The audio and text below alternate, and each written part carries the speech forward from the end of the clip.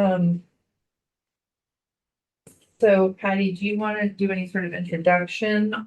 Yeah, With your memos? yeah, so I can sort of go over, since our last meeting, I think we met last in December, we were able to close off, we didn't have any hangover policies from December to now.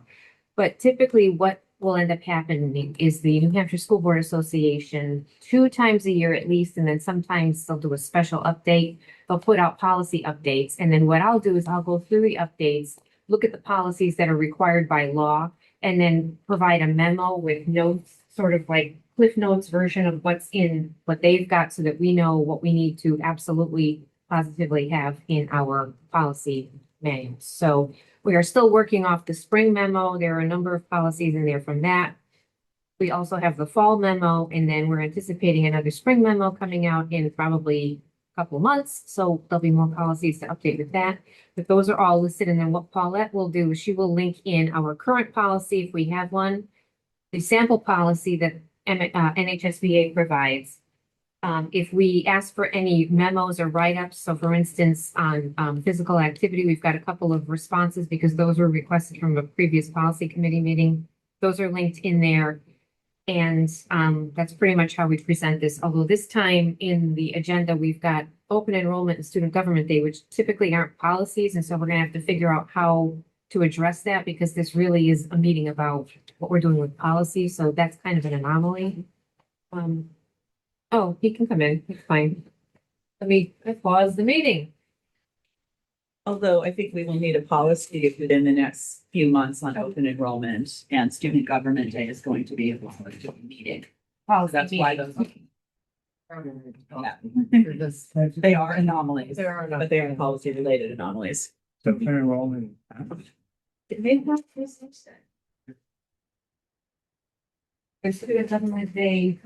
Student government day is March 19th. Yeah. I don't need to skip ahead on the agenda, but basically the thought was to have a kind of work session with the students, where we can just chat with them about any policies that have direct impact on them and get their So feedback. would that be a policy meeting or would that be a meeting with students? I think it's a meeting with students, not of, because if it's not policy meeting, then we don't have to worry about noticing it. You don't have to take your time coming. Okay, So it's more of a conversation, but the intent of that conversation was to talk about policies with them. If that makes So sense. I think though that I mean, you did this last year where Yes. they ended up just using policies. we're recording, yeah. I don't need to skip Oh, ahead we're though. back in? Sorry. We've been in, Oh, I thought- because if I end it, it ends. So Okay, then we'll just that's get- all part of the We'll go meeting. back to that. We can follow up in the end about that. Okay, Sorry. no, that's all right. Logged into my. Okay, well, whatever. Great. Okay, so I was gonna add something to what you were saying, What it is anymore, so I guess we'll just move on. So anyway, that's the way that the agendas are set up. Okay. And future meeting is just things that we want to address at some point in the future. Once we get through everything we have to address. And then, I know what I was gonna say, which is that these memos have been extremely long because we are getting, because of so many changes happening at the state and federal levels. Yep. We're ending up with way more changes to policies than we usually get from that, and usually it's more of us reviewing our own policies and just updating them. Right. But, this is why we've had to add a second meeting per month, because we have so many that we have to address every month. And right now, we're in the middle of the 306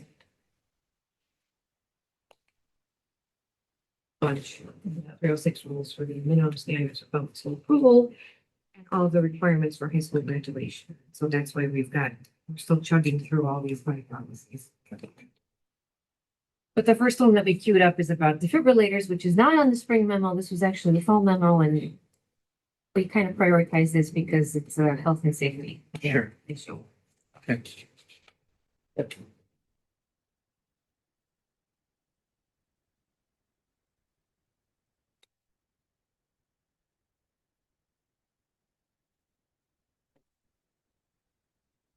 This EBBCA,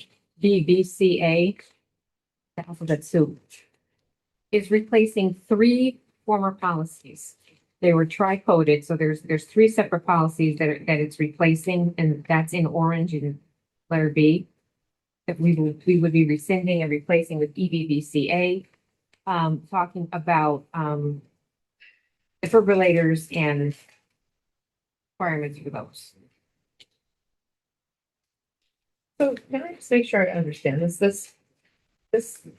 our existing policy is tri-coded. Yep. So but are there other policies? So when it's Or a is it just tri-coded policy, it ends up in those three areas, so it's really, It's the same policy in It's the- 3 different places. right, Okay. yeah. So we're actually rescinding three instances of it, but it's only the one. same. Right, okay, that's what I thought, but I just want to make sure.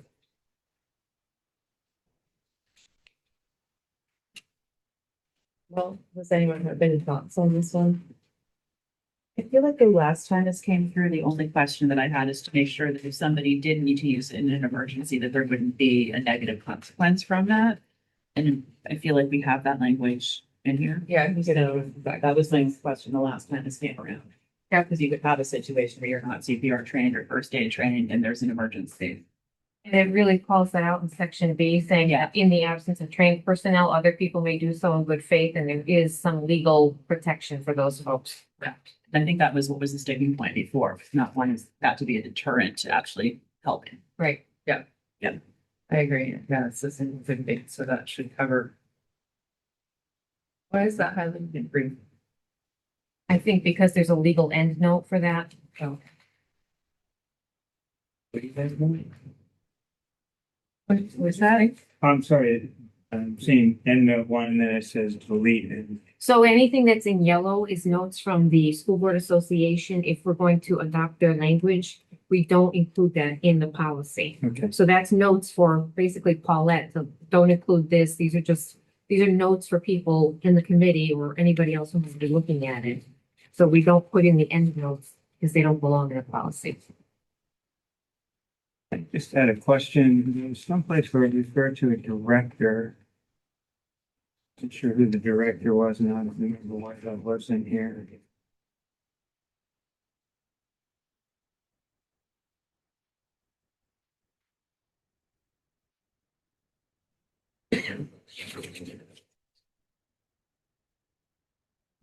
You mean the NHSBA policy?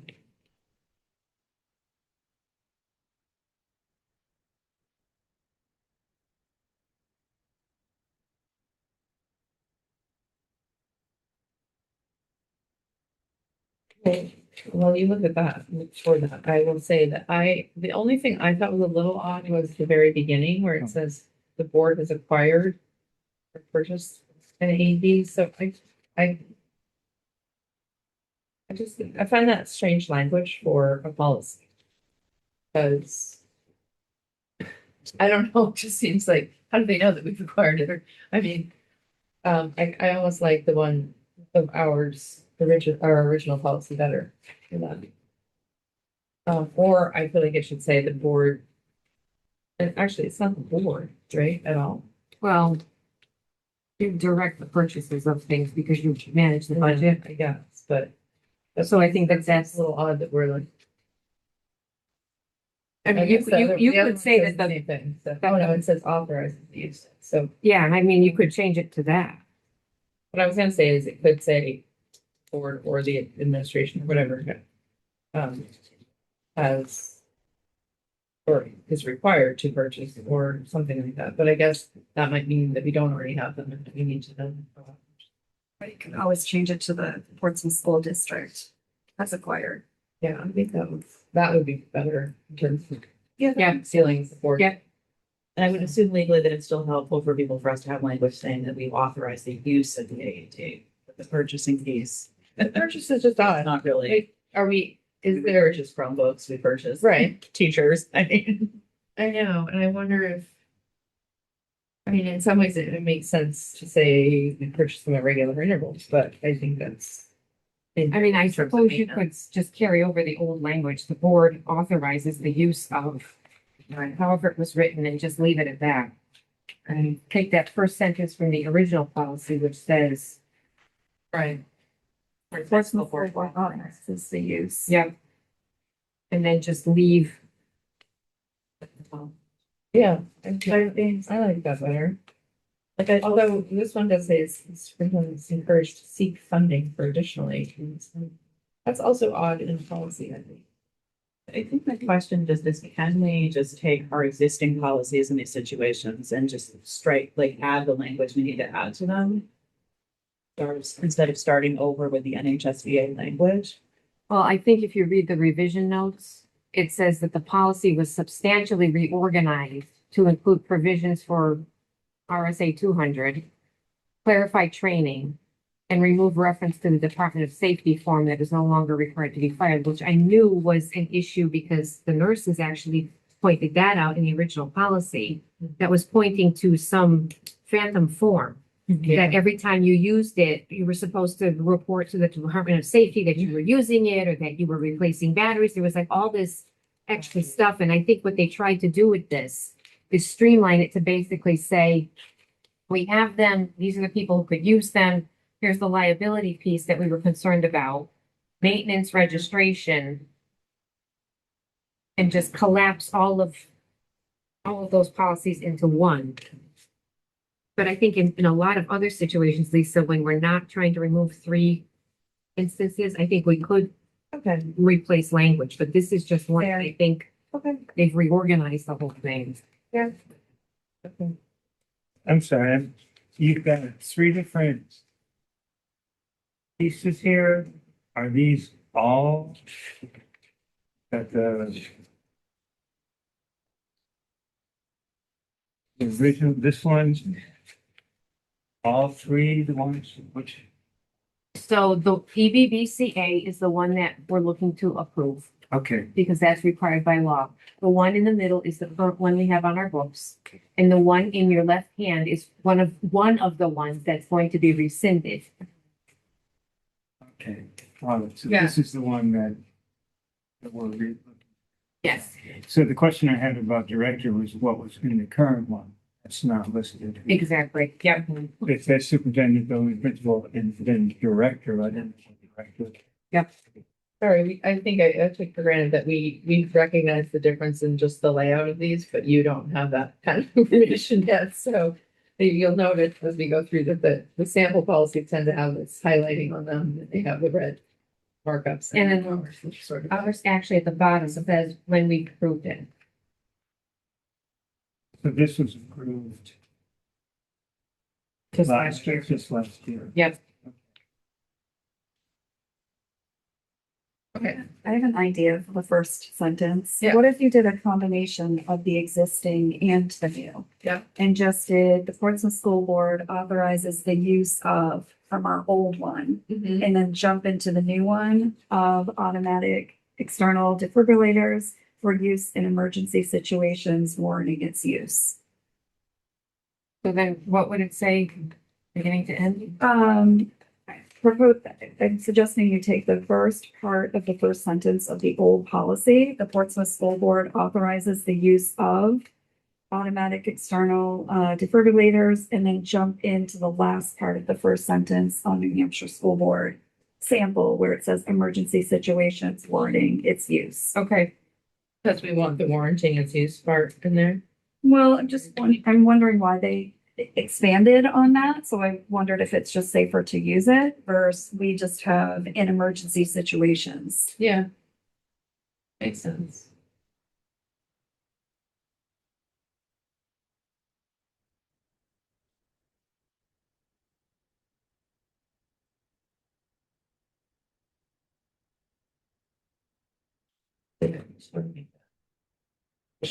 Sentence. Maybe just pick up that first sentence. We need the funding piece, right? Right, so you'd strike the board has acquired purchase because you guys don't like that language, so get rid of that. We basically have the first paragraph of the old policy, and we're just adding emergency situations warranting its use. Yes. And then we're done. Well, we're also gonna go into the superintendent is Yes. encouraged to seek funding Yeah. because that specifically is tied to The RSA. the new law. So we do need that in the policy. We do need that. Okay. According to, yep, Okay. Oh, we need it? we need that. Okay. I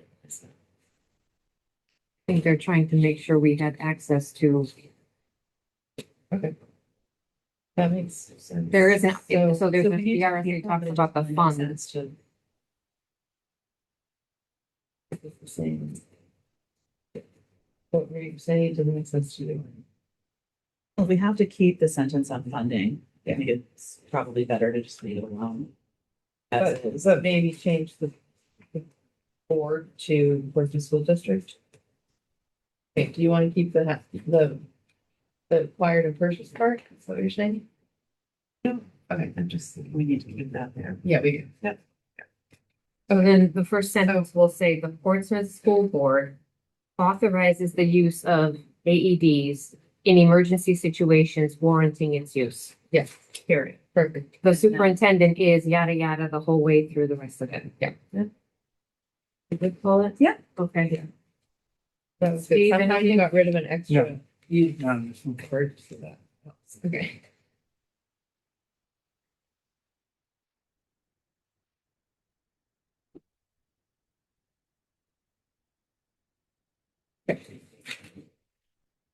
And I don't know if you know this part, but the next step with each of these is that Paulette magically makes these changes happen. That's her magic wand. Doesn't take her any time at all. And then they end up in our next packet for the board. Got it. So, so in this case, we'd have to do two readings. Two readings, and the first one would be March 10th. Okay. Try very hard to do two readings. Board policies. All your hard work. Okay, so we're recommending this one in two readings, and you say March 10th for the first one. Yes. Excellent. Yeah. And that would, oh, should we hold off on the rescinding though, until the second one? Because we Yeah. got into that weirdness recently. Yep. Okay.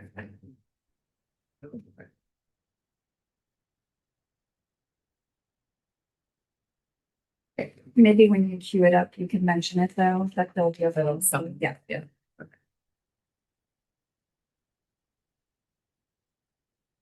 This next one, the previous policy committee asked for some information about how daily physical activity is happening in the building.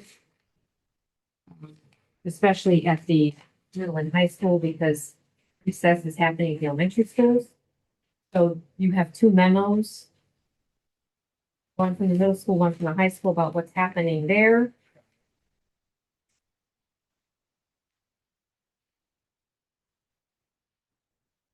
So I don't know if this is been a conversation for policy, but I have to say I'm not super convinced that what I'm seeing from the high school is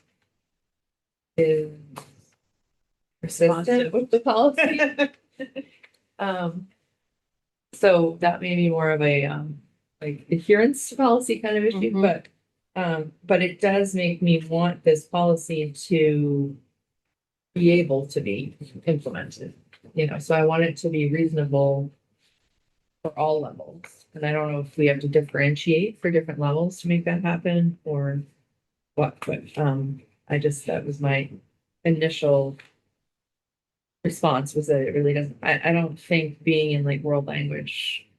I mean, sure, if you do Zumba every day or something, that's great, but I don't, that doesn't cut it for me in terms of what we're suggesting needs to happen for students' health. I think what's interesting about this policy, because it didn't print both pages, there's a page missing in our printout of IMAH.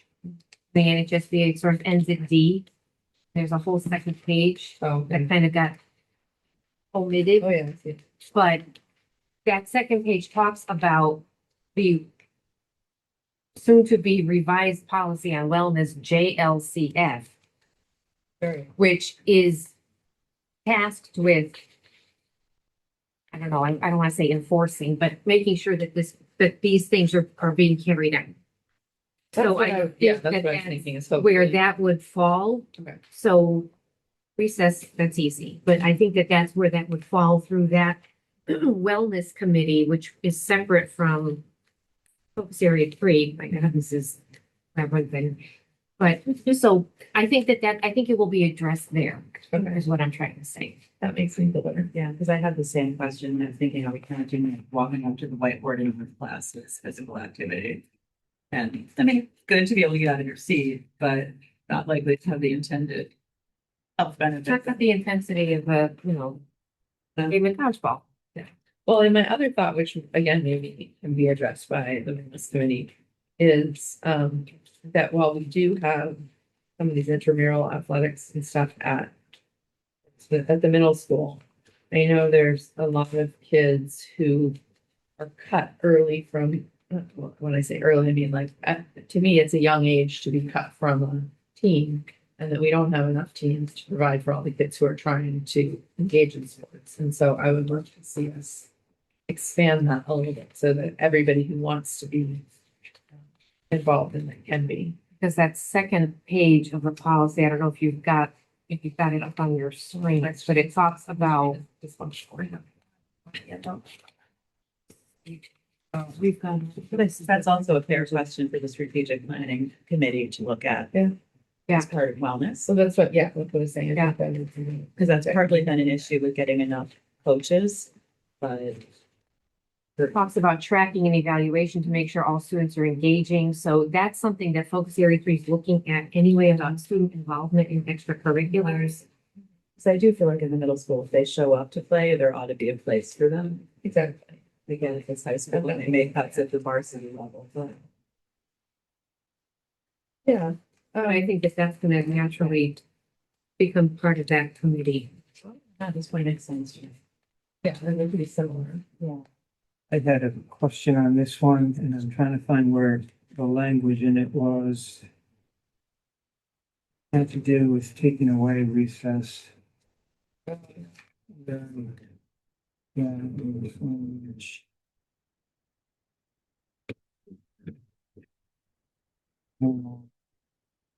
We discourage the removal of access to daily physical activity during recess for any reason. Which, That is in the original board policy. So I remember. Yes, and that was Sure a that was long in there. conversation that we all very intentionally put there, which we might want to follow up to see how well that's being followed. but I did words. I just do with that. But is that moving on that? It should be in the new one. Did we remove that language? I don't have the second page, so I can make sure. No. Is that in this one? So that's where I feel like we Yes. should be doing strike throughs on the original policy for what we're adding and subtracting. I know, because it Because is. there's intentional language in there that we don't want to lose. Yeah, I think that's the That's the is the challenge. hazard of what's happened when we're just starting over with the NHSBA policies, is that we aren't able to as easily compare, and board members are asking about that too. What is that change that you're? So we could add that sentence back into that beginning paragraph. So after at least 30 to 60 minutes each day, line 7 of our original policy, Mhm. at the end there it starts the board discourages, line 8. Yeah. We could add that back Can in. we strengthen that? Actually, Can we say the board prohibits? Yes. I would not. please. Oh, Actually, see, that was the one I had trouble with as a principal, Really? honestly. If I had two kids fighting at recess and you tell me I can't meet with those two kids the next day to discuss recess, That's fair. you know, you've just, and if I have a kid who's really having a hard time in the morning as a teacher, and I need 10 minutes quiet time with that kid, and I can't keep them inside. You're really, I worried about this. I would have actually said, I wanted to take out for any reason. I think it's, my experience with the principal was there are times when that recess time is helpful to me with a kid, especially if it's recess related. Right. I mean, if there's kids who need to make a plan for recess, Mhm. I want to do it. It's the natural consequences of recess time. That So- makes sense then. That, I like agree, that- and it's related to recess. So I Right. feel like But- we can keep it as worded then. Yeah, the only thing I take out was for any reason rather than, I think I like, because my other experience which relates to policy is I did have teachers who would every day keep a kid in for recess because they hadn't done their homework or something. That's where this came Well, up, because that was happening a lot. That's something we're discouraging intentionally. Right, and that I think makes total sense. But what you're saying makes sense too. Right, that's why I take So- out for any reason. I leave it as it is, discourages removal, but I take out any reason because sometimes there's good reason. I hear you, and I think we've had a problem in the past with too many kids being kept out of recess for too many reasons. Right, And right. that was where we were trying to balance it. I just don't want to tie Yeah. principals' hands and teachers' hands because there are some situations where it's very, or you have two kids who are constantly fighting and you as a teacher need in the classroom and you want 10 minutes to meet with them. And so that recess, Yeah. you meet with them. So that's why I just want to be careful not to take away that. Yeah.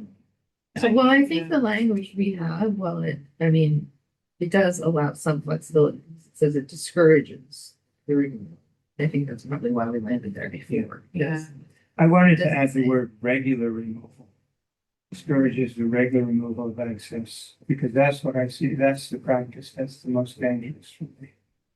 But maybe you just want to leave it as removal, because then you.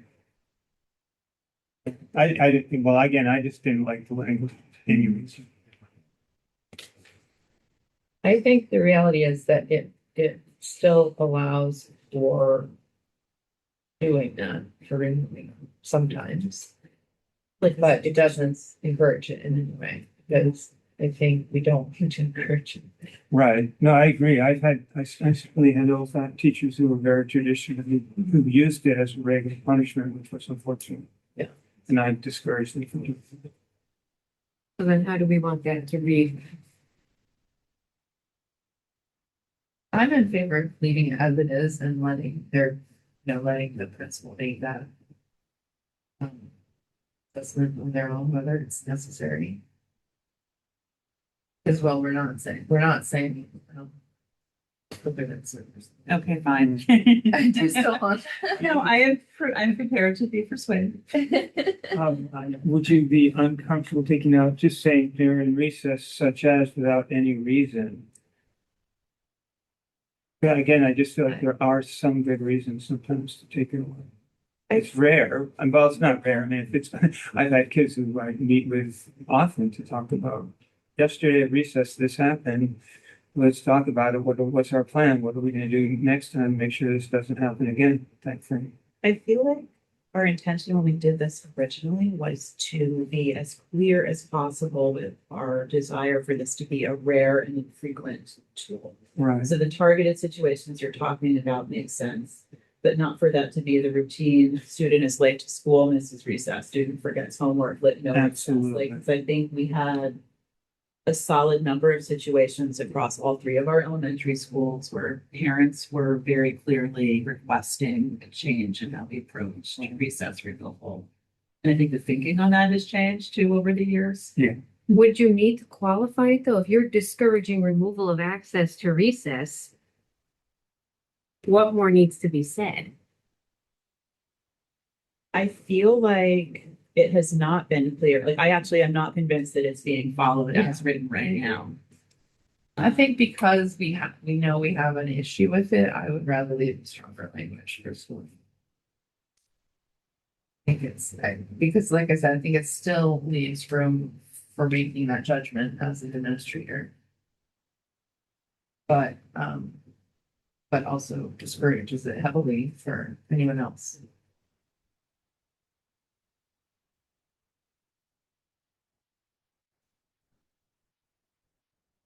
As it is.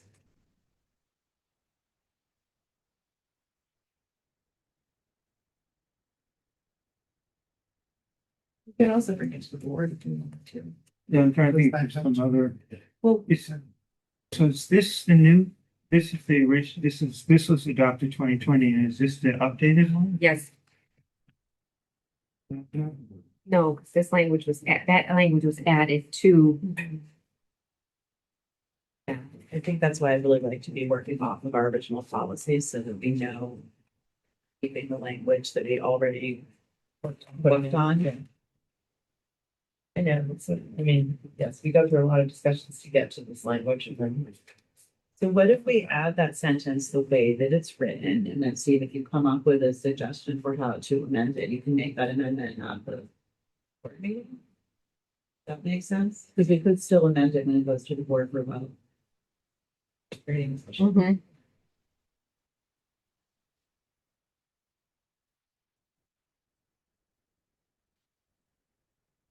Yeah, I just I just stuck on any reason. I just,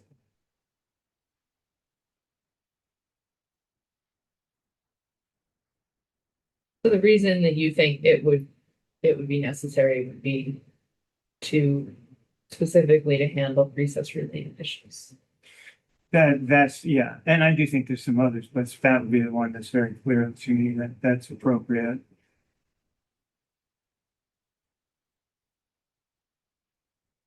I almost want to add as a way to minimize.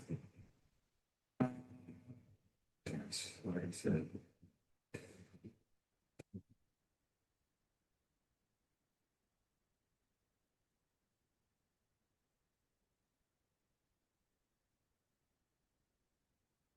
I almost want to say, especially as a disciplinary process for for issues not related to recess.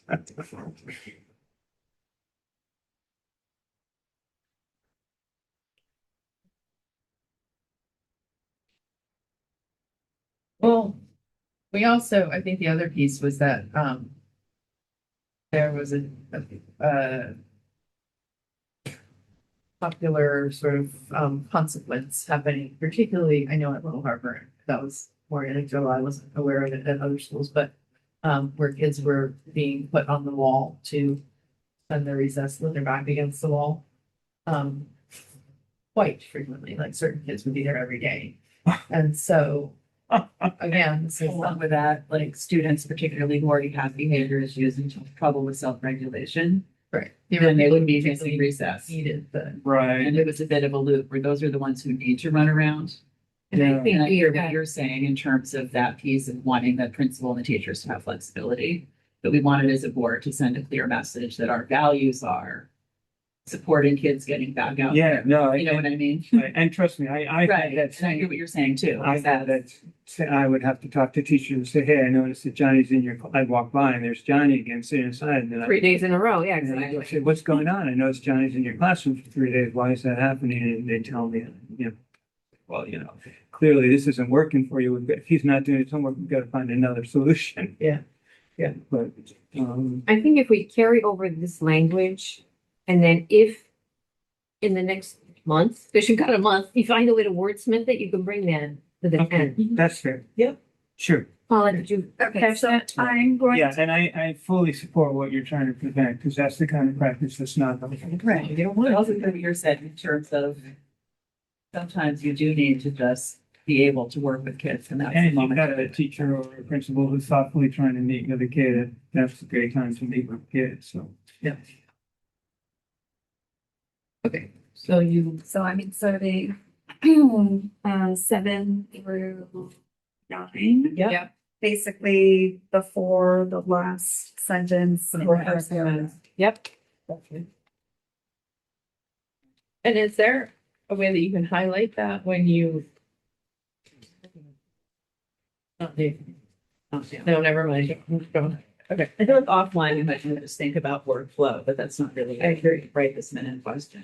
The one thing I had thought on the high school was, I mean, you've got a whole list of specific examples across departments. I wondered if it would be more helpful at the high school level if they just simply had a recommendation of these are different activities that classroom teachers can incorporate into the classroom to support movement. And rather than, these may not even always, like ecology class is not always going to walks and walks. You're saying this time. right, every day, right. But if you- Okay. Or at all. Depends on the day. right, but, you could just, if you just had a list of really effective practices. That probably would come out of the wellness committee, because they're tasked with this, they're tasked with, and in that policy, they're tasked with a number of things. So it's probably gonna come as a natural outcropping of that. Right, but I think if it listed as instructional strategies that could be used at the high Yep. school level. Yep. here Definitely. Good. to include, so that way also other teachers can go, oh, well, I'm not on the list. Do this, yeah, right. And they might find it useful. Other high school, can't say that they're conscious. So then, All right, so again, with distance education, are we replacing our whole policies with this new? This is another one that's related directly to the 306s, and because the 306s had heavy edits and revisions, including parts being completely deleted, moved around, it's a colossal mess, honestly. This policy specifically, there are changes in nomenclature, so changing distance education to remote learning. There's a lot of information in here about what boards can and can't use for a school, snow days, things like that. ELOs are tucked in here, and expanded with new references to the new laws. So it's all these new references that don't exist. And the recoding of the laws, so where it's 306.22, where it used to point to a different section, now it's pointing to a new section.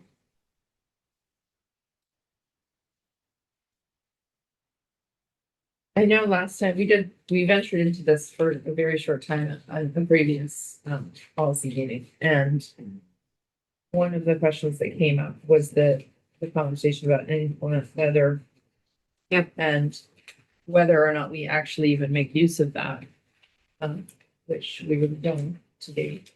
So one of my questions is, do we want to even make that, do we want to leave that as a possibility? And if so, I would say it needs a little more structure around it, because I feel like it's not fair to students to not know if they're going to be required to participate in distance education or not.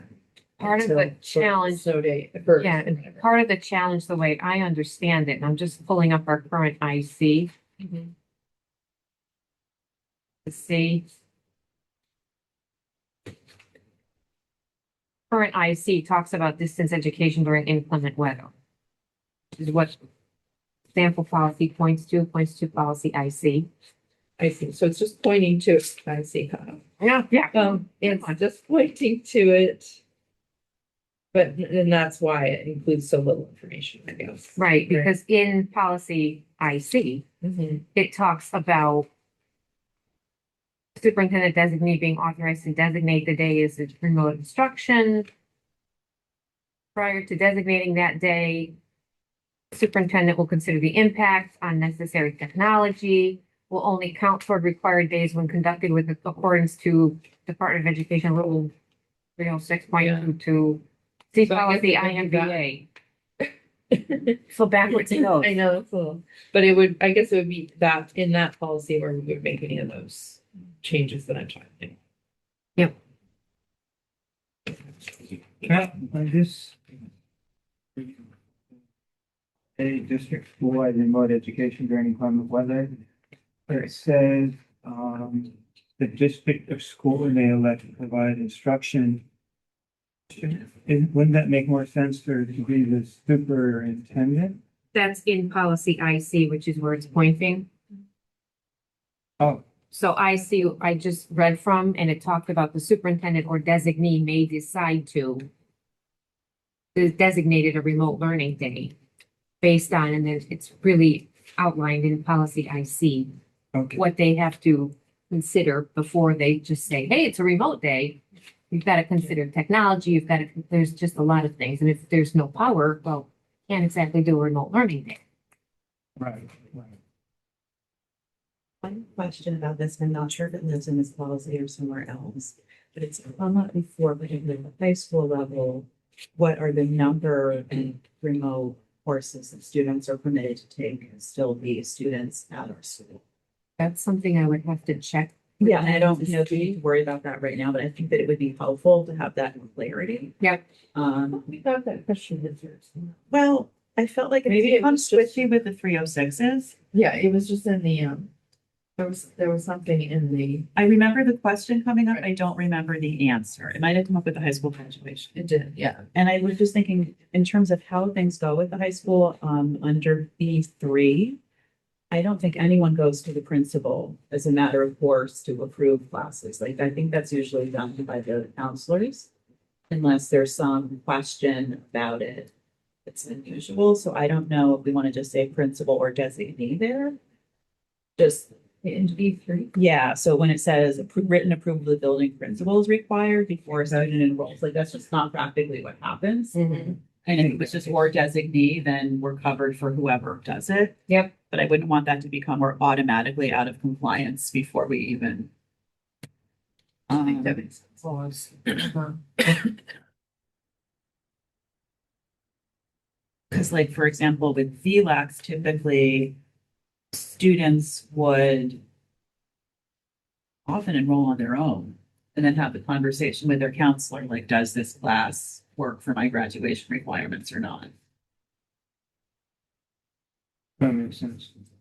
I think this was one of the things that Jackie and I were even discussing. Because she's gonna have to have more, I mean, I think with the 306s, this is gonna come up more. I just want to make sure we're covering them in terms of how we lay it out. Um,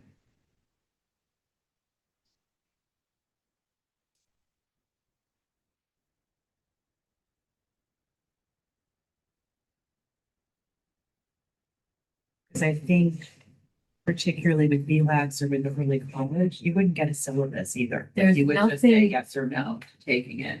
There's nothing spelled out in the 306s about principal approval. No. There's, So you could say or designee in there. I just think that would make it easier for the high school to decide who's gonna be. I agree. There's enough to. And then similarly with 4, I think practically, like, we don't get a syllabus or any of those things. Like, that's just not how it works.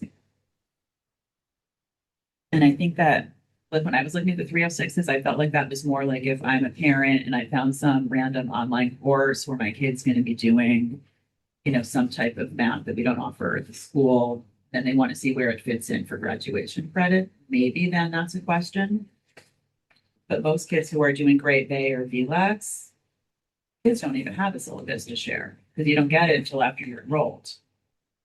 But in order for the course to be approved on our end, we would want to know ahead of time if it's okay for you to enroll in that course. We would ask the college or the organization to provide us with a generic outline, including the things like the prerequisites, the standards, the goals, all of that stuff, so that we could say this is a pre-approved course, so that if a student comes to us and says, I want to take this, we would know ahead, yeah, we. Single class.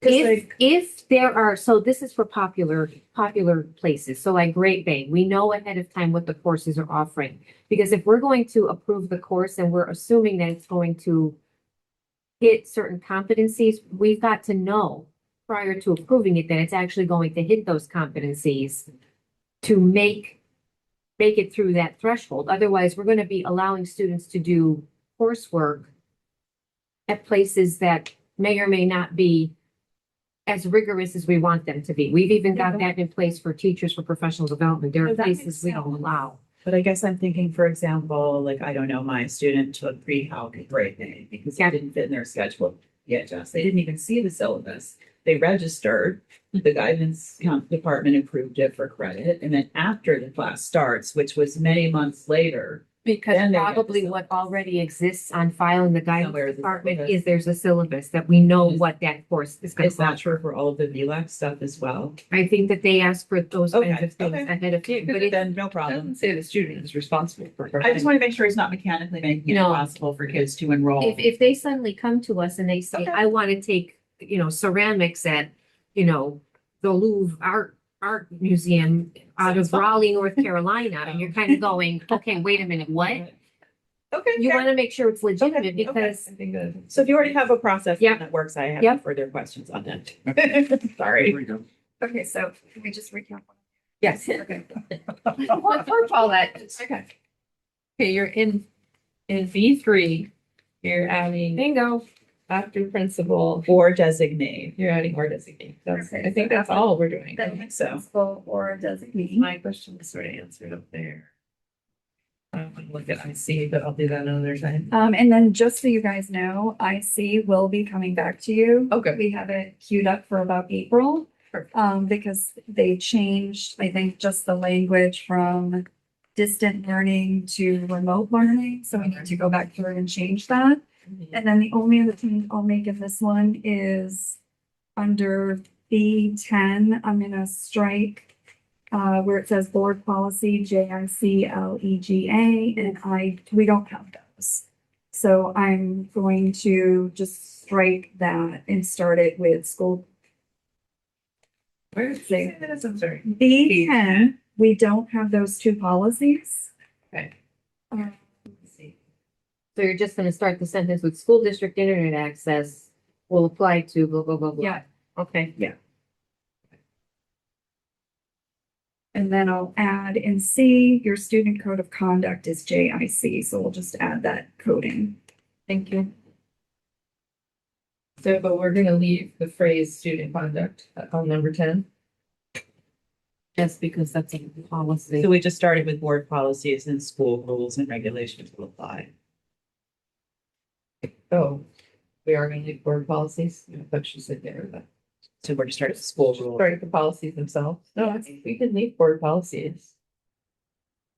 That's not a bad idea. Okay. Actually. So lead board policy, Just starting there. comma, I would say board. poli- No, because it says that if we start, so in number 10, yeah, student conduct, start with school district internet access for Okay. students, as well as board policies Oh, it and already school says rule. Right, we don't want to Yeah. repeat that. I didn't see that it said down below too. all right. Okay. And then JIC is our student conduct Yeah. policy. Oh, that's good. Referencing JIC. Okay. JIC. And Okay, 2 readings. yes. I know yeah, because it's not the same. It's not.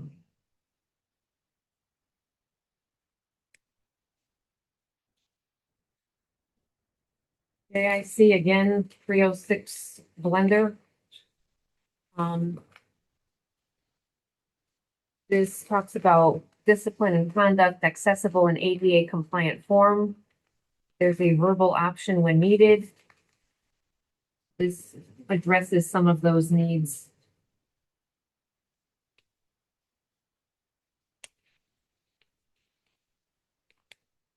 I have one question about this one, Kathy. We need to modify the policy, but I think in the past, when we've on the high school handbook, we get often linked to just the policies, and this is muck for kids. Yeah, this is one where I would just, I don't know that it needs to live in policy, but I'd like it to be really clear that we expect the high school to create an English version of this for students. No, I don't mean to be. I know what you're saying. This is a lot. We Yeah. had challenges in the past where they take this wholesale and dump it into like 150-page handbook. Kids don't read it. Yep. And when they look at it, especially for our students who might not be at a law school level of reading. Yep.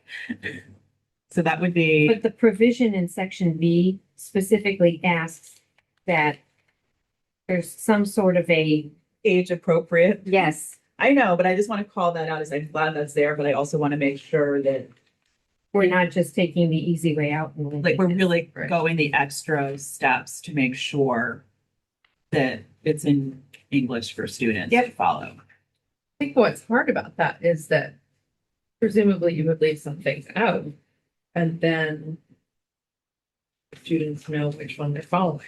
And that's also fair. And that's, I think, a thing that's come up before when we, Yeah. that's why we dump all this in the high school handbook, is nobody wants to be accused of having Exactly. certified them. But I'm totally in favor of what you're saying, because there's no way every kid's gonna read through this whole thing and actually understand what they're. Maybe there's this and a fact sheet or a summary in plain English. Yep. For more information. I don't know. I don't want to get stuck there, but it was just and has anything, I know 306 is changing a lot how we have to explain it to students, but is there anything else that's substantive that's changing our approach to discipline? Because I didn't see anything. No, But but what's in here, which is aligning well with, our work with our BCBA's and some of our RTI MTSSB, is they specifically call out MTSSB to think about different ways to remediate situations instead of it just being punishment, discipline, where you're looking at restorative justice options, you're looking at different ways to manage behavior instead of just, you did this, now this is what happens to you. Yeah, So that there's more of an instructional, educational approach to it. And then it also talks about where to look for grants and how to, so to support that. So we were lucky enough at the last meeting to approve a little grant that we just received to help with some of that Right. beginning work. But this is also specifically saying, hey, go out and do this because this will be helpful in this case. I think that's great. Yeah. Well, one little hiccup in their policy, I just want to point out so that it gets cleaned up. Section B, number 3, the last bullet, they've got a dot in the middle of the word all. See that? B, student code of conduct, number 3, the last bullet, that all, and for some reason there's a period after A. I think did that.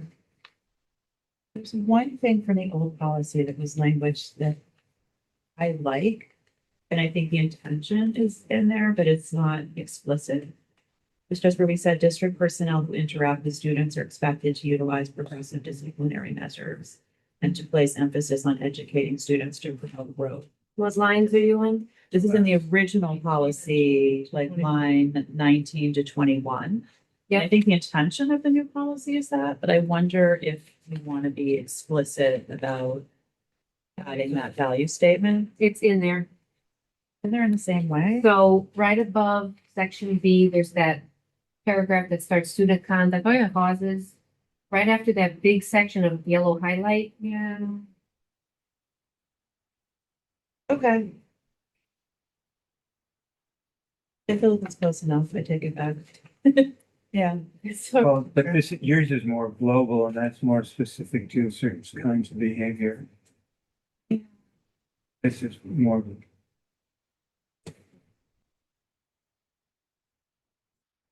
Is there a way to put, I mean, it wouldn't hurt to have it twice, because Well, but it says the same thing. So if you follow along on our current policy, I'm Yeah, gonna it's read okay. to you from the new one.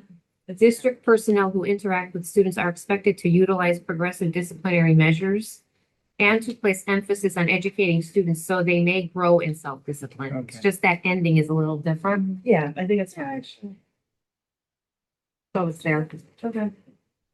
you know what, I just wonder if you could almost have that as a separate paragraph there, only because this paragraph starts with student conduct that causes material or substantial disruption to the school environment is more specific, because you have other disciplinary actions. So if you just put a space. Yeah. between it. That's a good idea. Calls it out a little bit. Yep. more. Sorry, go ahead. So on the new, on the school board association policy, Mhm. that section where it's like all highlighted and it says to delete footnote. Which section? So we're in section A, general policy. Okay, Last paragraph of Okay. section A, general policy. yeah, After all that yellow highlight, it says to delete footnote, yeah, new paragraph, district personnel who interact. okay. Just so it's not, that allows it to be clear, to be more broad, which is what the original policy did. Yeah, I like that. Pulls it out. And just for consistency's sake, in our version, call it rules of conduct, and in, the new one, it's the code of conduct. So I just want to make sure that we're using the language consistently across our policies, because we. That's a board choice. It doesn't matter what it's called. Okay, I like code better than rules, but I'm fine with it too. I just want to make sure like that it doesn't exist in a lot of other places where we're.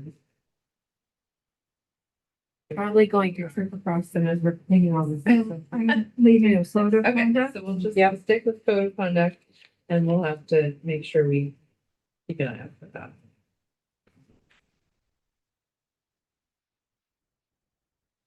Then the student code of conduct is, are we referencing it has like a parentheses after it. Am I just taking that off in V, the title? Yeah, I don't think. Yeah, Okay. Okay. And then, in C, we don't have policy, KBE, so I'm gonna remove that.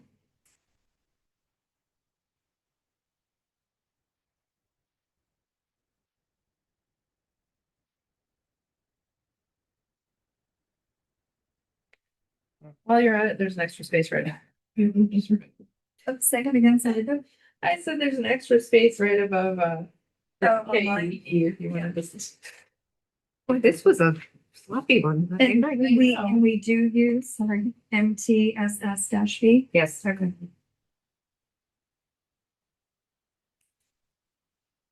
So in that highlighted section in C, is that staying with me just removing if using? Yep. Okay. Yeah.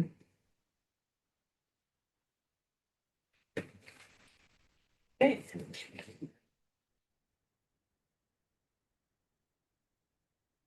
that's all. So cheerleading. Press.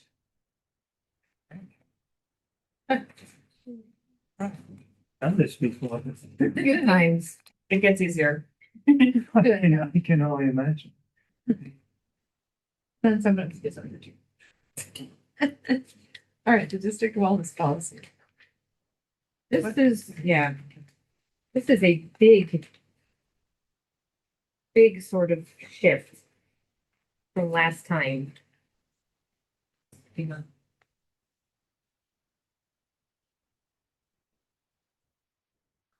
So this is now connected to policy IMAH, which we just did. And it also sets aside the wellness committee again as a separate entity required. So that's part of the wellness goal for those things. And I think there are some decisions that the board needs to make as far as who will be representing this committee.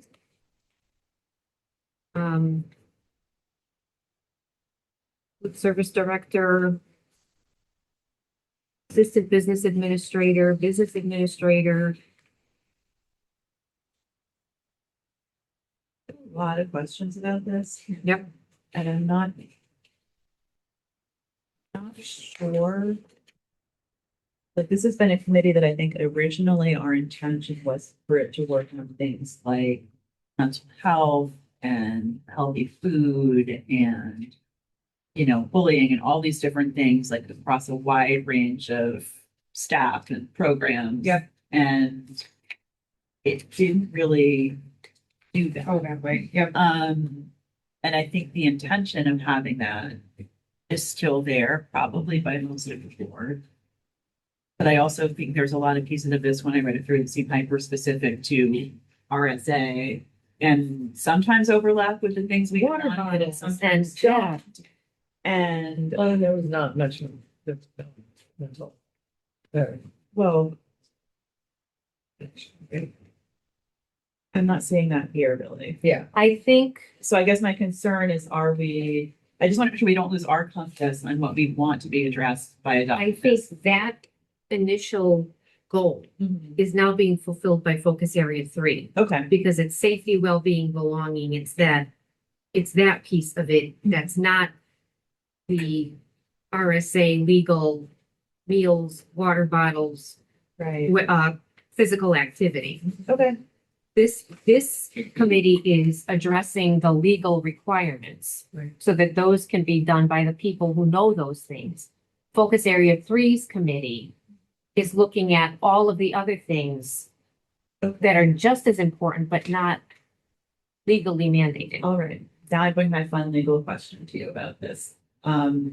I was concerned a bit about some of the references to USDA and CDC standards, given the state of those standards at the moment. And a desire to perhaps not have our kids dining on like bone marrow and beef tallow and you know, I know that we have to follow the law, but it's a little concerning to me to go any further down this path than we absolutely have to. Um, and I don't know if that's something where we would need legal guidance, but this is one where like, I don't want to be in violation of the law, but also don't want to encourage what is, in some cases at this point, sort of junk science to permeate what we're feeding kids and teaching kids. I think that's a very bad speech, but it's a concern for me throughout this, but mostly with the food standards piece. And I understand we are part of the school lunch program, which is run by the USDA and therefore have to comply with the rules of that program to get the money. And I'm just looking for a way to make sure that we're not inadvertently promoting bad science nutrition. Yeah. I think we can probably define where we get our information or what. Well, like they changed. I talked about this during COVID Yeah. policy, actually, like what science are we relying on, what entity do we use to be an all in all of the information. When it was the CDC. Yeah. But I think we get to make that choice.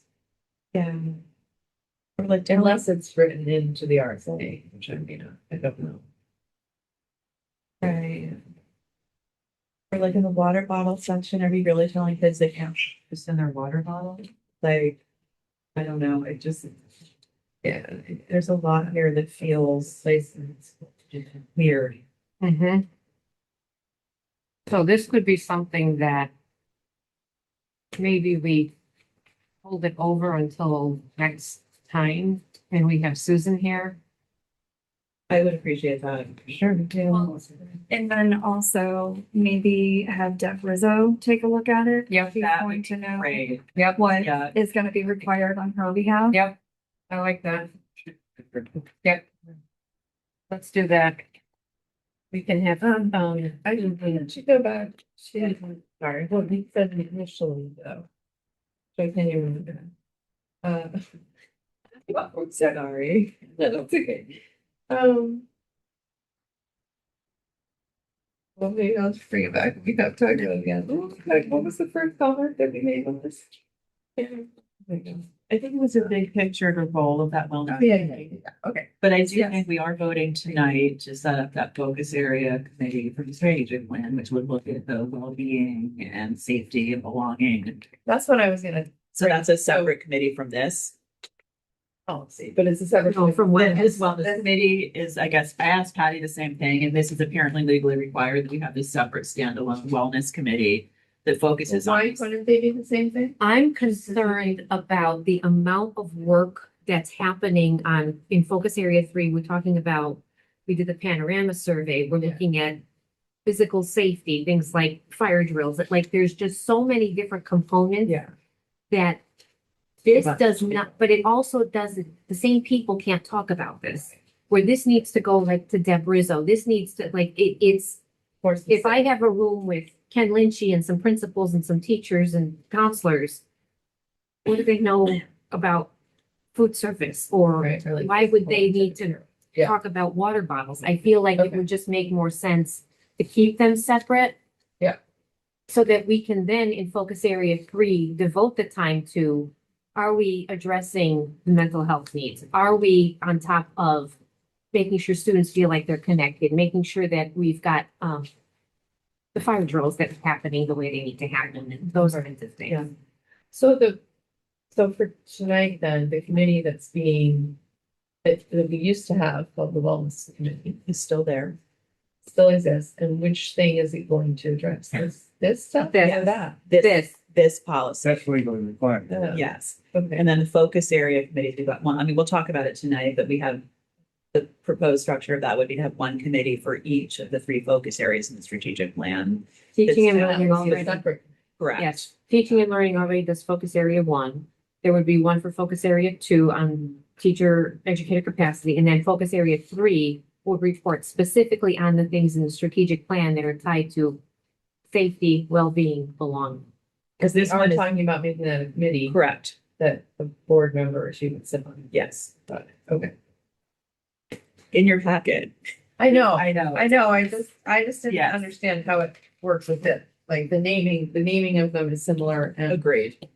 Well, because this is, the law decided to call this wellness, but Yeah. we're calling it well-being. Okay, got it. Okay. So there can be. Nomenclature, I fun. super confusing. Okay. Okay, so that one's tabled.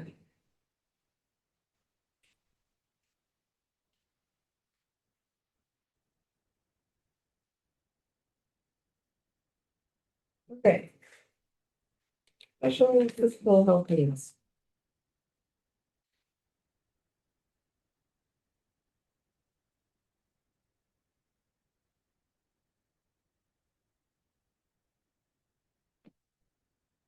Yeah. We don't want to carry over tonight.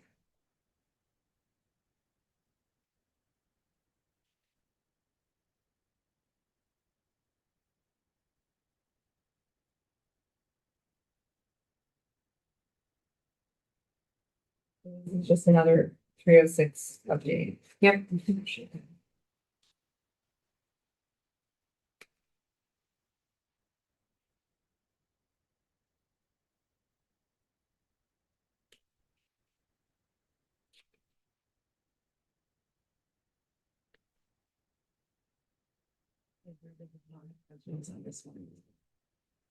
I didn't either. Steve, do you have thoughts on this one? Sure. It's just one of It's those. straight It's in to the the photos. I know. Well, and it's in the 306s, and honestly, this is a lot of the stuff Yeah. that focus area 3 feels good, so. Yeah, I actually, and I like that it's sort of laid out more clearly. Okay, something like this is all the background information, this is the policy. Yes.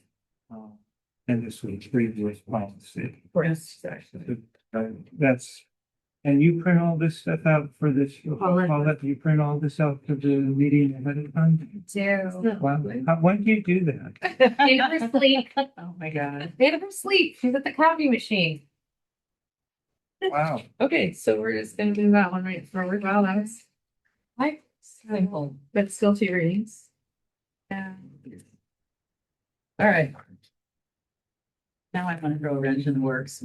Why? Go ahead. Well, I guess we're gonna talk about, I mean, on the agenda, we have open enrollment first.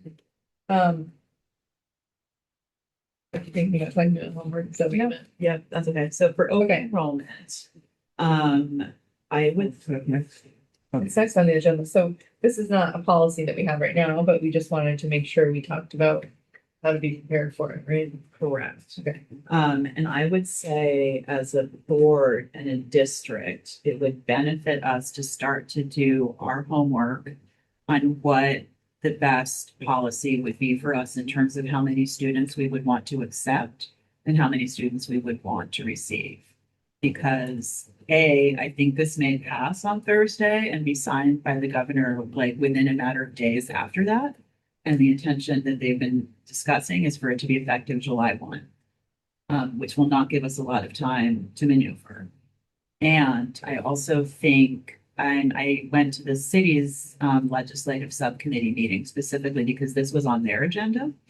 And I think that most folks, including Nathan Lunny, the finance director, understand the potential budget challenges that this presents. And at the same time, I think our mayor has raised some questions about whether we would want to expand our high school student body by accepting large numbers of students and whether that would be a benefit. I'm not sure that the map makes sense to me when I look at it because I see the potential for that to still have a lot of budget and curriculum implications that are disruptive. But I think it would really benefit us as a district to start to map that out. Because I don't think we can continue as it's being discussed by our city to say, we think it's bad. I think we need to start to either show them how it's bad and then start to think about proactively Like, would we be comfortable with passing a 0 students in, 0 students out policy? That's what a lot of other districts are looking at Are as a they defense. going to allow that in the law? So There was, this there will be was litigated. conversation about, Correct. like, they were gonna say minimum X amount of, like, that 0 couldn't be the number. Well, then you'd say 1. Do you know what I mean? So like, as it was last drafted, and this has been changing like hourly, but the last version didn't specify any numbers. It directed districts to set their enrollment capacity. And especially because most of the schools in the state had to go to their town meetings with their budget to be approved by voters, they were putting right into their warrant articles for voters in their communities. If they're responding to open enrollment in some way, they were doing their best to specify in there as part of our budget math, we are anticipating this. And so they were thinking about the 0 out in particular as a way to preserve their budget.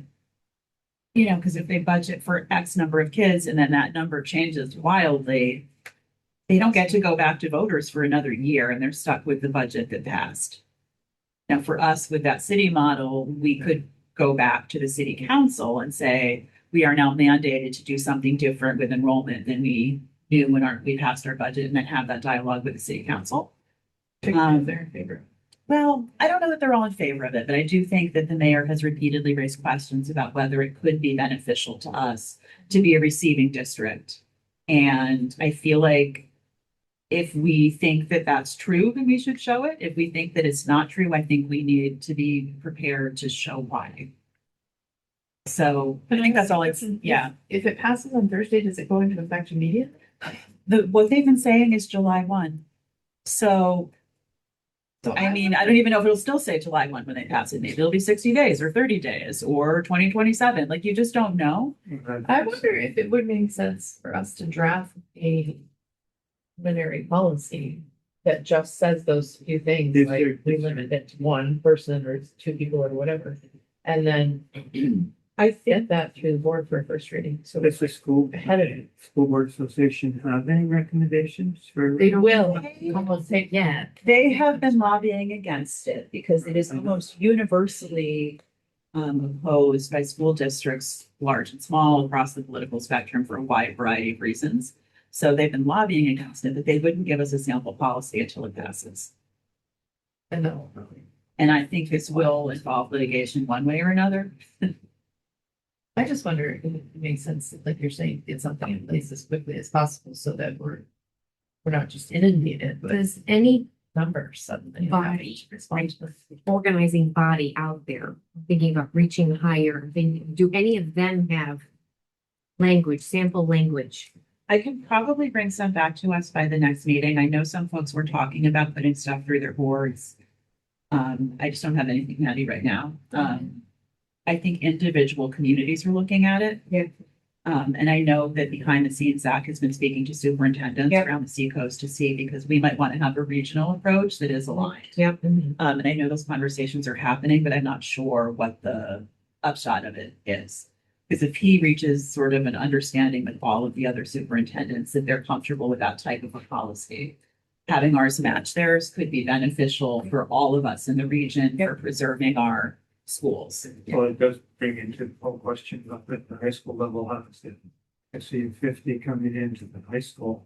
Correct. So the area agreement is, There is a challenge for the Well, that area may be agreement. something we would definitely want to write into our policy, the area agreement somehow separate before we're allowed to do that. And we have to be in lockstep with all of our sending towns on. Right. It's also problematic for tuition for Lister Academy, because if we have statewide open enrollment, can we still charge tuition that we set based on the particular model of that building?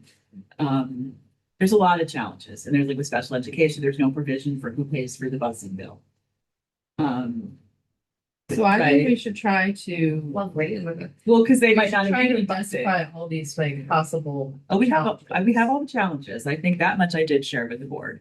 Yeah, but what I mean is, I think we should use them to draft let's begin drafting a policy. And I'm sure we will get one from NHSBA eventually, but I think we should have it in place before that, because it might, if things start happening right out of the gate and we're not in front of it, then we're in trouble. So who would we need to talk to in the district to make sure that we didn't pass something that made problems by accident?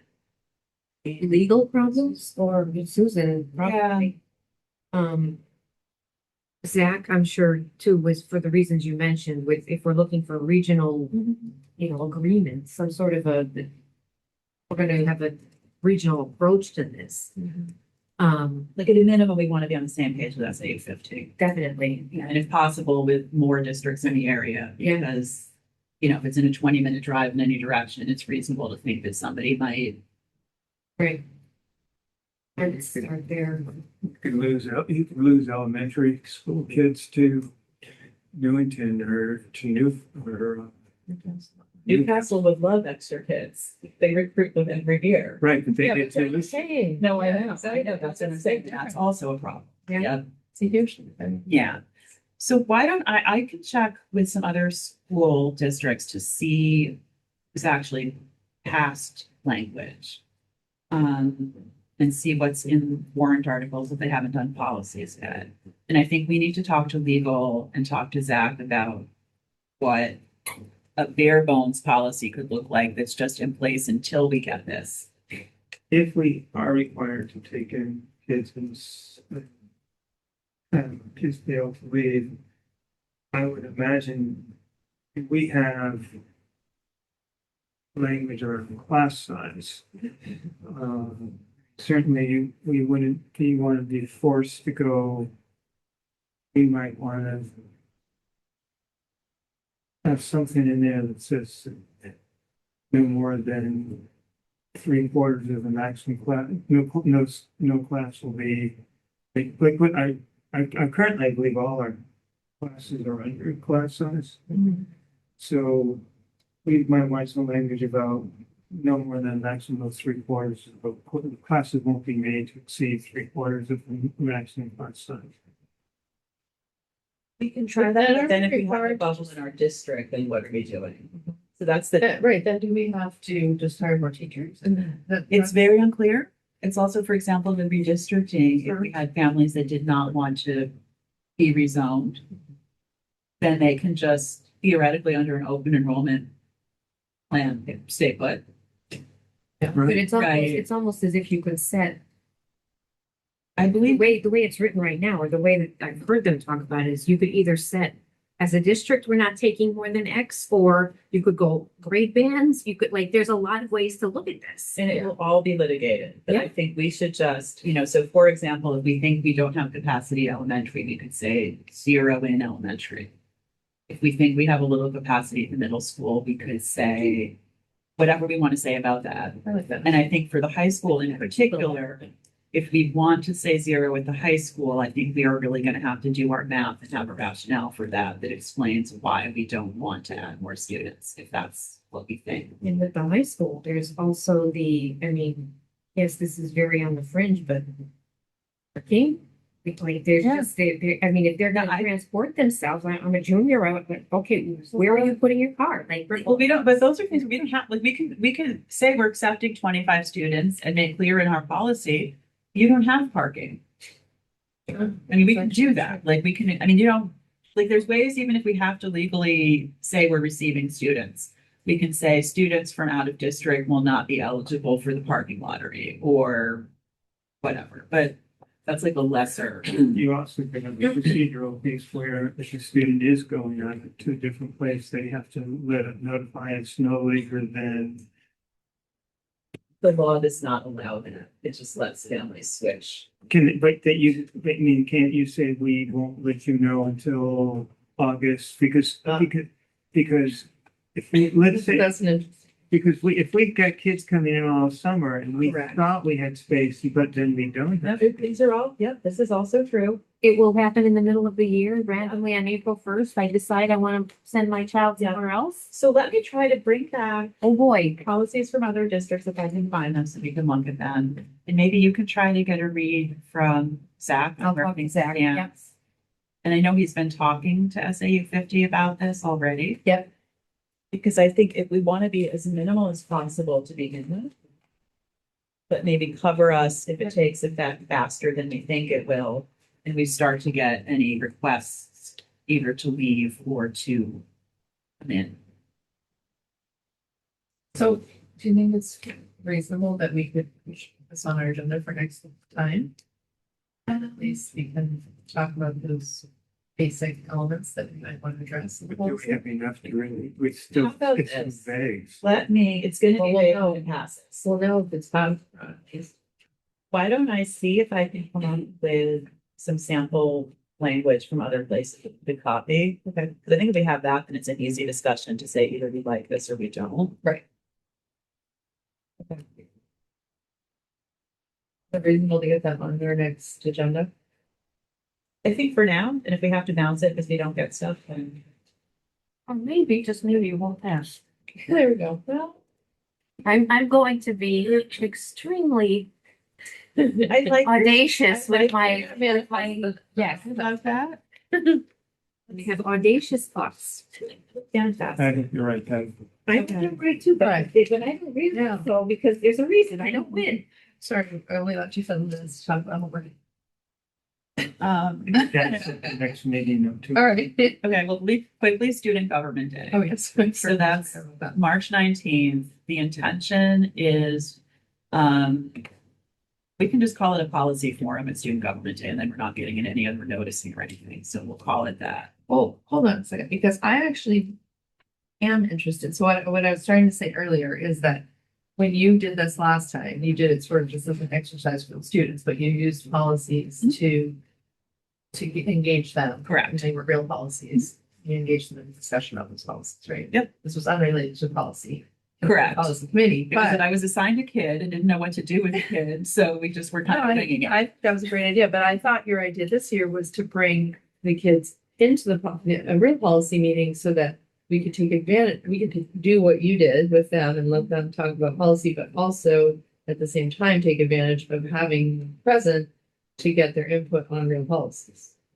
I'm Get comfortable. real input on real policies. I'm So comfortable that- either for that, way. And I thought it was gonna be a real policy meeting where we would actually use that time to discuss some things like, the dress code, or I don't know, things that, actually crowdfunding is one that students want to talk to us about too. And the crowdfunding one, we're gonna make sure we have, business administration here, because I know there's a reason it was set that way. Okay.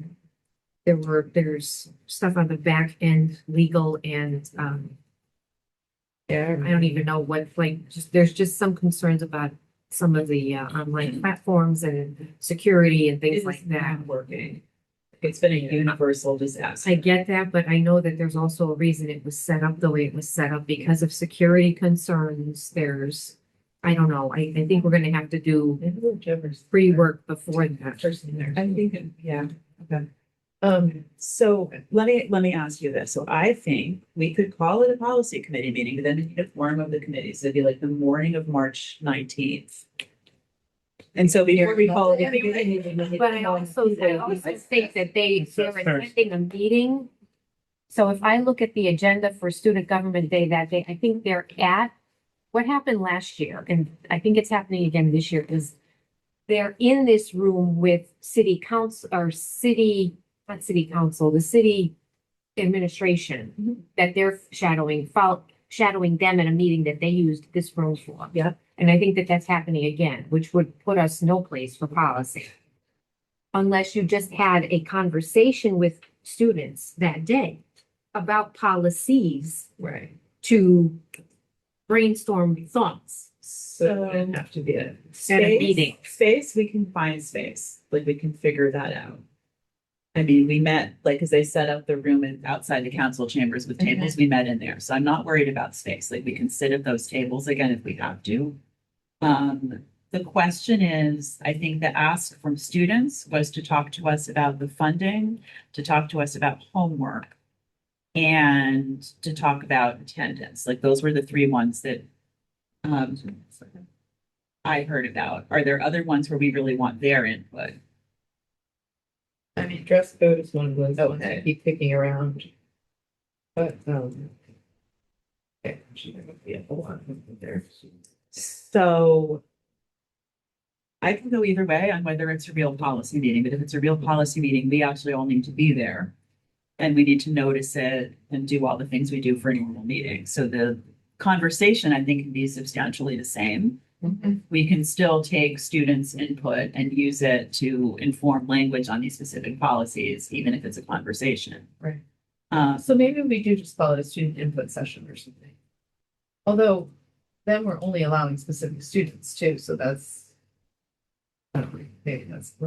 I mean, they get a decent cross section of kids. It's usually not just student government kids. It's a lot. I mean, any student in the high school can sign up. Yeah. So I feel like if we just call it, a school policy conversation. Well, Sounds we, good. we could, after the 19th, we could claim this room for somebody else. Well, I was just gonna say, there's no one in the recording center. Right now. That's, I was just looking, I'm like, there's no one in here, so. Book us for the 19th from like 9 to like noon or something, and then narrow it down later. Because it also might be a drop-in situation, because there was last year some kids where they followed somebody from DPW for an hour and then they had nowhere to go, so they just come and sit at our table. So keeping it kind of informal just lets whoever. Yeah, because I'm gonna have somebody shadowing me and I don't know what my day's gonna look like that day. Okay. And so this is Then I a think- place to park a kid for a while if they come to Right, something with. Right, maybe you call it, what did you call it? Student policy forum or something? Like, It's fine. Yeah. What are we calling it? Student policy forum on student government More day. like a conversation. Whatever. I've not. To It's be a fine. forum is gonna imply that we're. Conversation. Yeah. And there's a possibility that I won't even be available that day, so. And I know I some don't. other board I'd members, like be I better think if it's not. Tish wanted to come and Nancy may want to. So maybe have you whoever's just there. book it in here and Yeah, people whoever's can on. talk about it and it's Okay. just, it's an open conversation. And I'm comfortable doing like the prep work for it. Yep. That's good. Okay. So I think that's fine. And then if there's any other policies, like I think I had asked kids to let Nathan Delaney know by the end of this week if there are any policies specifically that they wanted to talk about. Great. And then anything that we want their input on, we can add to the list too. And you're talking about like a 3-hour session? Well, Or is it? it's really hard to say. If it's a more. There was 2 kids that really were there for the entire morning. Like they had nowhere else to go. So we just tried to give them something to do. Okay. But Well, we could even We'll call it see. a drop-in policy conversation if we wanted to, but. Yeah. Then you might go in circles when different people. I mean, that's But if you set an agenda, then you say from this time to this time, we're discussing this, and so then when they drop in at a certain time, it's fine. we're on this. Oh, okay, I can talk about that. I think we can adjust based on what the students in the room want to talk about too. It's not a big deal. Okay. Paula Does that work? booked it, so Perfect. Thank you, Paula. So that will be in the school board conference room.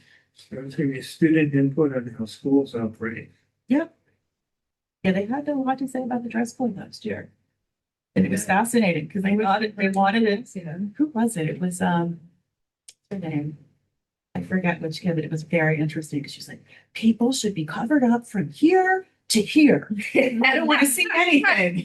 I was like, what a great policy. Yeah, Done. But this was coming from the kid, which I thought was really kind of funny. Okay. Okay, this is March That's next. nice. Okay. All right, quickly. Oh, it's 10:30 here. I think that doesn't really leave us time to do much with the work policy, but maybe we can at least talk about what we want to do with the work policy, because I know that the concept of there was a proposal for a subcommittee of policy. isn't that on Some on tonight's tonight's agenda. Yeah. Yeah, okay. Do we need to talk about it here? I didn't. Let me ask you. Well, I think it's a bad idea. Having another subcommittee, because I feel like the precedent of that to me is just shifting. Like we're already downshifting from the board to this room to do the policy work. And I'm worried that if we create another structure outside of this, that it won't save us time because we'll still have the same questions that we want to be able to ask of people. And I'm worried about the precedent. The next time we have a policy where we want to get like substantial feedback, that we're just going to send it off somewhere else. And then still need to have conversations with people in this room in order to draft it correctly. So I guess that's my concern, is that we might end up tying up staff time in a sort of subcommittee and then still bring them here. Well, I will say that my understanding of what we agreed on at our policy meeting where we generated this idea was very different from what Nancy ended up proposing. So I had thought it would be more of a subcommittee of this committee and not a larger committee that involved people from all over the district. I thought it would just be a small group that was gonna go work on this topic because it was a bigger topic where we had to get a lot of input from around the district.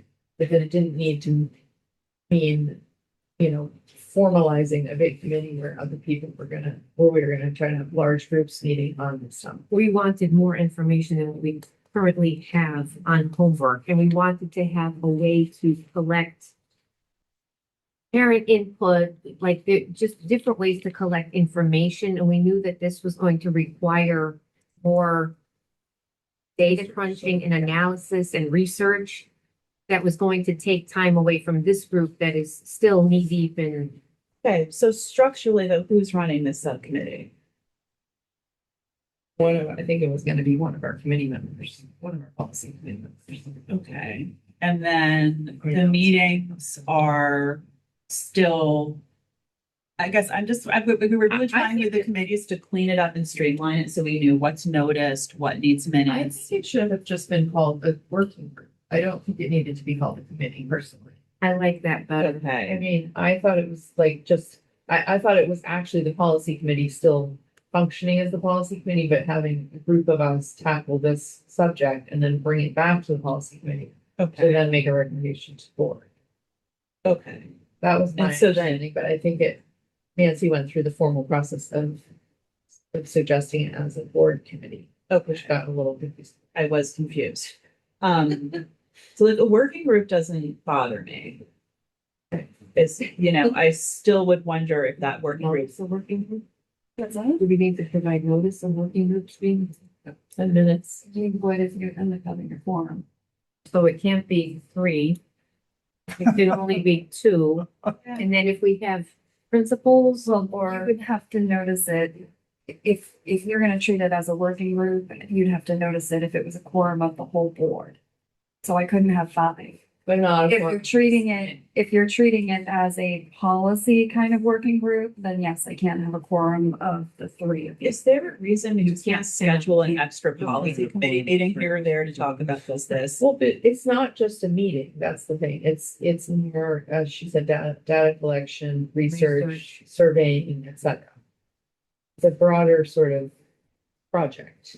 So it doesn't fit into just one or 2 meetings of our committee. it's what it is it's a project because there's a lot of information we want to look at. We want it to reflect what's the philosophy and the understanding of the district instead of just here's what you're going to do and not do. Right. But I guess what I'm wondering is that in this committee, we're like, these are our questions that we want to answer in surveys that go out. And then they get sent out. I assume somebody on staff would be the one crunching that data either way. Right. I think there was a philosophical piece to it too, about are we doing homework for homework's sake? Do we believe, what is the function of homework? That I think was the way it was starting to go back in November when we had the conversation. Right. Because homework for homework's sake is not as effective as homework that, because we started sort of talking about if you're just going to do math problems and you're doing it 75 times, and if you don't have it right, you've now done it 75 times, you've learned the wrong way to do it. You're right. What's the philosophical point? And I think that there was more of a conversation that needed to happen in order to then, from those conversations, develop the policy. Right. And I'm just trying to avoid a situation where when we are in the policy meeting doing that work, that we have the people in the room that we need and we have the ability to ask questions and set a policy that's reflective of, where the board wants to go philosophically. So if that work group is just to collect data and then bring it back here, I guess I'm just trying to avoid a situation The where. 3 of us do this work on the side and then we bring it to a meeting. I mean, that's another way to do it. Because I think it's work that can't be done sitting in. No, I get you. I just am reluctant to create like a shadow committee that's like not, like that's doing this committee work outside of this committee. Do you see what I I mean, mean? we don't need to call it in, right? I mean, that's it. That's the way we used to function, is that we Correct. would just go off. And that made sense to me. Okay. Where you go off and you talk to people and you get their feedback and then you bring it back into the room. So that's. That makes sense. Yeah. I think the other reason we did this was to just be able. to I will be continue done, because we had a lot of other in stuff Exeter. time, so we were trying to separate, 30. Correct. but I'll be driving home at 1:30. I'm available. I think- And then, If this helps, and then I'm available. Nancy just looked at her phone. She did request it as an ad hoc committee. Okay, great. Talk to you then. So, but by definition, an ad hoc committee is just supposed to be a temporary. Yeah. Special assignment, sort of, it's not a standing committee. right, which does make more sense. That's for sure. But I'm not sure it needs to be any of that. And I definitely don't think it needs to include all the people that. Because I think those are the people we'll go to for information, but they don't need to come and meet regularly. So since this is on the agenda for tonight. And it's noticed, I feel like we can either table it Table it. and then Table it. Bring it back. tonight. and if everybody's okay with that, so that can give us a beat to decide. I don't want to waste everybody's time sitting here hashing this out, because I think the way we used to do stuff, it did work that way. Right. It kind So, of, well, why table it tonight instead of just decide that we don't need it? I mean, I'm fine with vote. I would not want to set up another committee as it's proposed on the agenda for tonight. I mean, and that's just me. Because just for perspective about this policy, when you look at the 306s about what you need for homework, is that it's very vague. Right. The school board must have a policy about homework. Right. You have one. It's not like we're in critical need where True, yeah. there's something brand new that's come up that's radically changed. So you have one. You can Right. continue to live with the one that is on the books until we've adapted it and adopt a new one. Yeah. So this is not mission critical. Yes, we have to have one. Yes, the 306s have changed. Thinking around homework compared to what currently exists has also evolved. Mhm. So you're not in violation where, oh my gosh, we're supposed to have something because this is a legal requirement and we don't have it. Right. So we're okay with that. Right. But this can't be something that falls off the table and we forget about it. Right. I saw it as a great opportunity just because we now have our strategic plan in place and we have our portrait graduate. So it seemed like a good time to sort of reassess the philosophical approach. to homework. Great. And because it just came up. But I agree with you, it's not super urgent, which is why I think using some time to work on it makes sense. Where do we land, where we want to be. I mean, I don't really feel strongly one way or another, except that I agree with you that I'm not in favor of creating another large committee of many people across the district because everyone's so overtaxed with projects that they're working on. So I'd rather see it live closer to policy, Okay. but at the same time, it doesn't need to happen in our policy meetings, in my opinion. I think it's less productive to have it in the meeting. For tonight, could we table it and just keep the conversation going and everybody can think a little bit about what they would want the key components of that group to be? And then we can figure out, Can I just say one thing? yeah, sorry. So if I look at the proposal form though, I think there might be a little bit of confusion because Nancy filled it out for you, for Pip, Byron, and Nancy to be the members. There are no other proposed members. It literally. Literally. change it. I haven't Yes, looked at it. so from literally tonight, the so purpose of the committee is to gather input from school administrators, teachers, parents, students, SAU 50 rep, school board members on the homework policy. So okay, to thank you, me, because the one I Oh, had that's not the seen, one I saw. yeah, the one I saw, I It had all these she district changed people it. on it. Okay, So she no, must have updated it. no, I think you guys are thinking the community engagement. no. No, No, Originally, the policy or the homework one had many people on it. Yeah. So I didn't so know. this that she- has not changed since. And I did give her feedback on that and I said, I don't think we should have those people. So I Okay. guess she Okay. changed it, but I didn't So know. this is the same one that was included when she went home sick, and that was from December 17th. okay. I guess I just never knew she changed. I know So the I'm probably community, looking- well, I was gonna say, I know the community engagement one, which there was some confusion about that. That had a ton of stakeholders Okay. proposed. Okay, well then I'm. No, because she had a version of this that she proposed, which was every building principal and Yeah. then Yeah. some other people. And it That was was like, very that sounded early like. though, and that didn't maybe never even went to Okay. the board. Well, I I was think, gonna say, if that happened, it never Okay. came to our office. This has always been the one that's Okay. been in there. interest. Okay, We haven't looked at it. So maybe that solves some of okay, this. that may, Okay, okay. Okay. it does. So if it's just the three policy committee members, This doesn't matter what we call it. it really doesn't. Right, all you'd have to do is, because the names on this are still the former. Change the name. So you just would have to change the names tonight. And then decide if we call it a committee or a working group or what. I feel like we'd want to keep it either an ad hoc committee or a ad hoc policies subcommittee if we're like. Well, and my other thought was it didn't have to be policy, the three of us per se. It could be one of us with some other. Maybe board it is members. the three people listed. I don't know. I don't know. Right now, I think with everything else going on, I think it would make sense just to table this for tonight. Let us sit on this for a minute and figure Okay. out what's the real goal. Okay, And then, like, I can talk to Yeah. my curriculum folks to see if there's like, because we could put together things and then we could also collect more information from different stakeholders.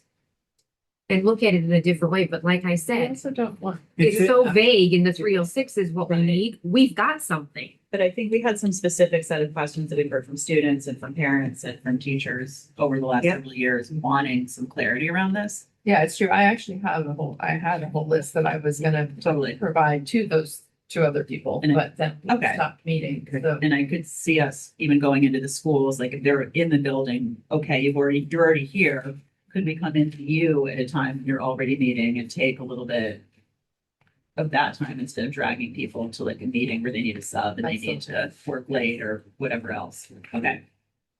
So we'll table that for tonight and revisit it. okay, Sounds good. that's Okay, so Let's go. okay. Only like So 20% over time. Right. So we just need to we just need to set our next meeting date quickly. Because I'm gonna go crazy. Say we're gonna set the whole. no, we can, I think we can in general, but we're into, if we try to do 2 weeks from now, it's vacation time, so that's why the next meeting is in fact. I'm laughing because I can tell I'm retired, the fact that I have no idea when vacation. So do you love it? What- and I'm sorry for even saying that, I apologize. Okay, so the next one is gonna be March 3rd. Yeah, so we'll just skip 10 AM. And then, Well, we Nine. met at 9 today, I'm sorry, I still have but it. I'm better at 10, but if other people. if you want to It's keep- 9 allows me, I could change it, but I work an extra at 11:30, so. Okay, okay, Okay, that's. 9 o'clock's better for me on Tuesdays. Okay, good. perfect. So Okay, 9. And work is at But 9 to 10:30, let's just be clear. Yep. Okay, and then we'll just keep it recurring every other week. Makes sense. I will not be here on the 17th of March, however. Let's do, can we do the 10th? I can't, I'm not here on the 10th. I'm at an ES visit. 24th. See, this is the problem. Yeah. That's why it's not as simple as we don't In March, want it to be. So, I'm sorry, March, March 3rd and March 24th.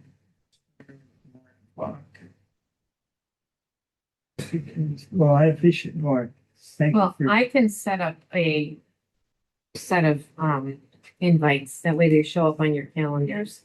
And then going into April, I'm sorry, what was it, the second time in March? they're gonna be the same time, 24th. 10 AM to 10:30. But which? 24th, 24th. And then April 7th. April 7th. And then 21 is not April. vacation week, so Yeah. that's good. April 21, Cinco de Mayo.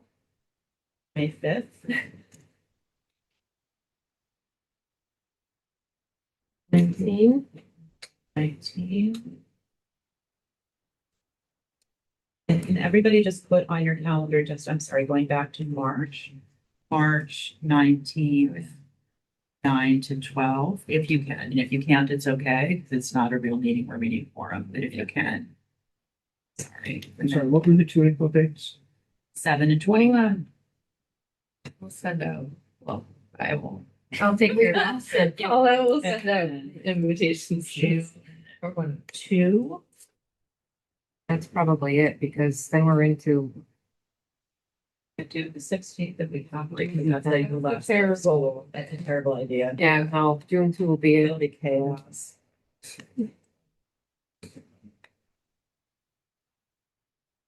Okay, All right, I'll send an invite. thank you. Are you checking in? What is this, Steve? What was the 21st you said? April 21st? April 21st? Can we meet in Arizona on that day? You can zoom in. Yes, please. We can have you zoom in, yeah. Okay, I can zoom. Yeah, Yep. that, Okay. yeah, that'll be fine. I'll be. Okay. Yeah, I'll be able to zoom in. It'll be 11 o'clock there. Okay. 21st, okay, yes, I can do that. All right. Amazing. Anything else before we adjourn? Want to do next school year? No.